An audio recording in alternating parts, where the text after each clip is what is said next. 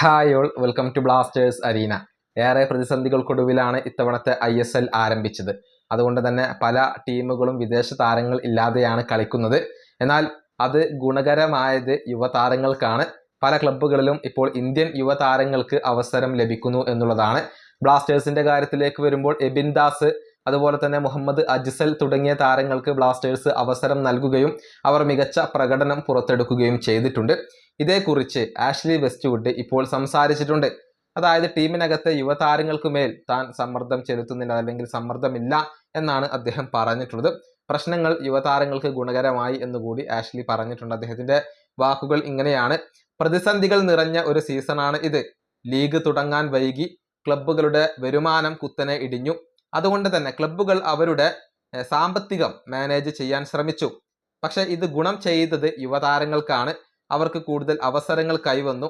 പല ക്ലബ്ബുകളിലും യുവതാരങ്ങൾക്ക് അവസരങ്ങൾ ലഭിച്ചു. ഇവിടുത്തെ യുവതാരങ്ങൾക്ക് മേൽ സമ്മർദ്ദമില്ല. കാരണം ഞങ്ങൾക്ക് കൃത്യമായ ഒരു പ്ലാനും ഒരു ഘടനയുമുണ്ട്. ഓരോ ദിവസവും അവർക്ക് ഇംപ്രൂവ് ആവാൻ കഴിയും എന്നാണ് ഞാൻ വിശ്വസിക്കുന്നത്. ഇതിനു മുൻപ് ഒരുപാട് യുവതാരങ്ങളെ ഞാൻ മെച്ചപ്പെടുത്തിയിട്ടുണ്ട്. ഇവിടെയും അതിന് സാധിക്കുമെന്ന് ഞാൻ പ്രതീക്ഷിക്കുന്നു. ഇതാണ് കേരള ബ്ലാസ്റ്റേഴ്സിന്റെ പരിശീലകൻ ഇപ്പോൾ വ്യക്തമാക്കിയിട്ടുള്ളത്.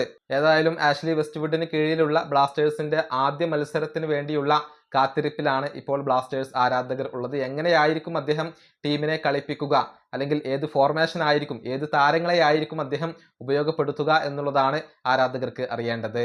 ഈ വീഡിയോയുടെ അവസാനിപ്പിക്കുന്നു. അടുത്തൊരു വീണ്ടും കാണാം.